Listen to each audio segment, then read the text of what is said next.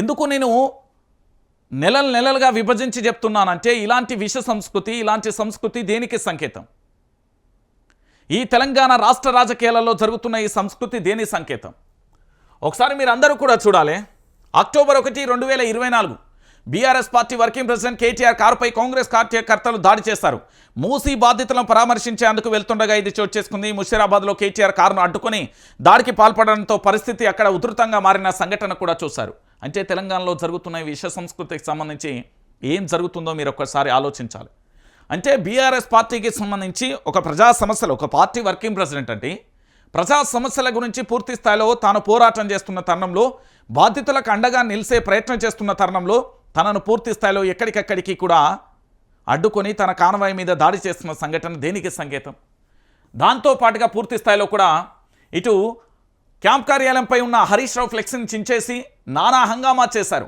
హరీష్ రావుకు వ్యతిరేకంగా నినాదాలు చేశారు. దాడి జరుగుతున్న పోలీసులు ప్రేక్షక పాత్ర వహించారు తప్ప కనీసం అడ్డుకునే ప్రయత్నం చేయలేదని బీఆర్ఎస్ కార్యకర్తలు కూడా ఆరోపించిన పరిస్థితి కనబడుతుంది. ఇంతకంటే దారుణమైన ఇంకా పరిస్థితి ఏముంటుంది?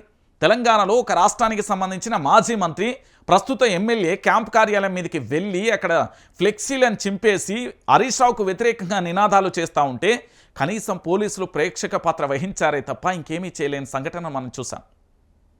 అంటే ఇంతకంటే దారుణం, ఇంతకంటే ఘోరం ఇంకొకటి ఏముంటుంది? ఇటు హైదరాబాద్లోని ఎల్బీనగర్ జర్నలిస్టు శంకర్ తన కార్యాలయం పనులు ముగించుకొని వెళ్తుండగా దాడి జరిపారు. పథకం ప్రకారం రెక్కి నిర్వహించి దాడి చేశారు. దీనిపై పోలీసులకు ఫిర్యాదు చేసిన ఇప్పటి వరకు దీనిపై ఎలాంటి స్పందన లేకపోవడం కూడా ఆశ్చర్యకరం అంటూ కూడా చూస్తున్న పరిస్థితి కనబడుతుంది.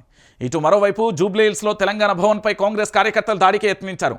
ఒక్కసారిగా వందలాది మంది రావడంతో ఉద్రిక్త వాతావరణం ఏర్పడింది. అయితే బీఆర్ఎస్ కార్యకర్తలు ఒక్కసారిగా ఎదురు తిరగడంతో ఇరు వర్గాల మధ్య ఘర్షణ చోటు చేసుకుని ఆ ఘర్షణపూరిత వాతావరణం కూడా నెలకొంది. ఇది సెప్టెంబర్ 30, 2024. ఇటు మరోవైపు జనవరి 3, 2024 న్యూ ఇయర్ సందర్భంగా విషయం చెప్తూ BRS working president KTR, Gaddar Kishore ఫోటోలను జత చేసి గ్రామ వాట్సాప్ గ్రూప్లో షేర్ చేసినందుకు మహేష్ అనే బీఆర్ఎస్ కార్యకర్తపై గ్రామ సర్పంచ్ కాంగ్రెస్ నాయకులు జూల నర్సయ్య కర్రలతో విచక్షణ రాహిత్యంగా దాడి చేశారు. అడ్డుకోపోయిన మహేష్ తల్లి వీరమ్మ, తమ్ముడు శ్రవణ్పై సైతం కూడా దాడి జరిపిన సంఘటన ఇది చూసాం.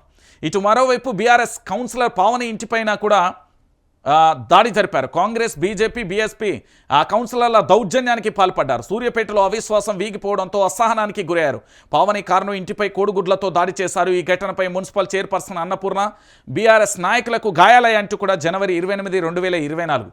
ఇటు మరోవైపు సత్తుపల్లి బీఆర్ఎస్ కౌన్సిలర్ షేక్ చాంద్ పాషాపై కాంగ్రెస్ నాయకులు దాడి చేశారు. సత్తుపల్లి మున్సిపాలిటీ 8వ వార్డు కౌన్సిలర్ షేక్ చాంద్ పాషా తన మెకానిక్ షాపు బంద్ చేసుకుని ఇంటికి వెళ్తుండగా కాంగ్రెస్ నాయకులు కొప్పుల సాయి, ఎర్రంశెట్టి సాయి దినేష్, కర్ణాటి వెంకటేశ్వర్లు, ఎర్రంశెట్టి దిలీప్, జక్కంపూడి నాగు తదితరులు అసభ్యకరంగా దూషిస్తూ దాడికి పాల్పడ్డ సంఘటన చూసాం.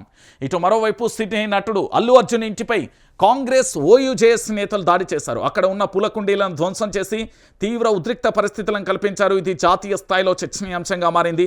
దాడికి పాల్పడ్డ వ్యక్తి కొడంగల్ నియోజకవర్గానికి చెందిన యువజన కాంగ్రెస్ నేతకు సంబంధించి కూడా జరిగిన చర్చ చూశారు. అంటే పూర్తి స్థాయిలో తెలంగాణ రాష్ట్ర వ్యాప్తంగా జరుగుతున్న ఈ అంశాలన్నింటినీ కూడా మీరు చూడాలి. ఎందుకు నేను ఈ విషయాన్ని చెప్తున్నానంటే కాంగ్రెస్కి సంబంధించి విష సంస్కృతి ఎట్లా కొనసాగుతుంది, తెలంగాణ రాష్ట్ర వ్యాప్తంగా ఈ విష సంస్కృతి ఏ విధంగా ఉన్నది, తెలంగాణ రాష్ట్ర వ్యాప్తంగా ఈ విష సంస్కృతిని మనం ఎట్లా చూడొచ్చు. ఎందుకంటే తెలంగాణ రాష్ట్ర రాజకీయాలలో పూర్తి స్థాయిలో జరుగుతున్న ఈ విష సంస్కృతిని మనం ఎట్లా చూస్తాం అనేది కూడా మనందరం దయచేసి ఆలోచించాలి. ఒక పార్టీ అధికారంలోకి వచ్చిందంటే 4 కోట్ల మంది ప్రజల యొక్క జీవితాలను ఏ విధంగా మార్చాలి, వాళ్ళకు ఉండడానికి ఇల్లును ఏ విధంగా వాళ్ళకు ఏర్పాటు చేయాలి, అంటే ఇళ్ళకు సంబంధించి ఏ విధంగా మంజూరు చేయాలి, లేదా వాళ్ళకు కుటుంబ పోషణకు సంబంధించి అంటే తినడానికి తిండి కావచ్చు, వాళ్ళు చేయడానికి ఉపాధిని ఎట్లా కల్పించాలి, వాళ్ళకు భరోసాను ఎట్లా ఇవ్వాలి, వాళ్ళు నిర్భయంగా ఏ విధంగా నిద్రపోవాలనే కనీసం అలాంటి భద్రత కూడా ఇవ్వలేని పరిస్థితి ఉంది.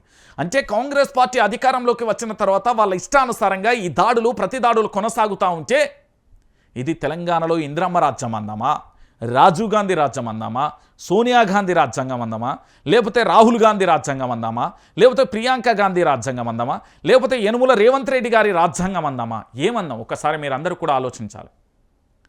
నేను ఎందుకు ఈ విషయాన్ని చెప్తున్నానంటే కాంగ్రెస్ పార్టీకి సంబంధించిన నాయకులు ప్రజలకు సేవ చేయాల్సింది పోయి ఈ విష సంస్కృతిని ఏ విధంగా పూర్తి స్థాయిలో కూడా రాష్ట్ర వ్యాప్తంగా విష సంస్కృతికి సంబంధించి ఇట్లా జరుగుతూ ఉంటే మనం ఏ విధంగా చూడొచ్చు. యావత్తు తెలంగాణ సమాజం కూడా దయచేసి ఆలోచించాలి. అయ్యా తెలంగాణ ప్రాంత బిడ్డలారా, 4 కోట్ల మంది పోరాటం చేస్తే వచ్చిన ఈ తెలంగాణ, దాదాపుగా 1200 మంది విద్యార్థులు అమరవీరులు అయితే వచ్చిన తెలంగాణ, 600 మంది విద్యార్థుల ఆత్మ బలిదానంతో వచ్చిన తెలంగాణ. మరి ఇలాంటి తెలంగాణలో ఇలాంటి విష సంస్కృతిని మనం ఏ విధంగా చూడొచ్చు? ఒకసారి మీరందరూ కూడా దయచేసి ఆలోచించాలి. తెలంగాణ రాష్ట్ర వ్యాప్తంగా జరుగుతున్న ఈ విష సంస్కృతిని మనం ఏ విధంగా ఖండించాలి? ఇన్ని సంఘటనలు మీకు చూపించాను కదా, దాదాపుగా 12 సంఘటనలతో పాటుగా ఇక్కడ మరో 10 సంఘటనలు కూడా చూపించాను కదా. అంటే సుమారు 20 సంఘటనలు చోటు చేసుకున్నాయి తెలంగాణలో.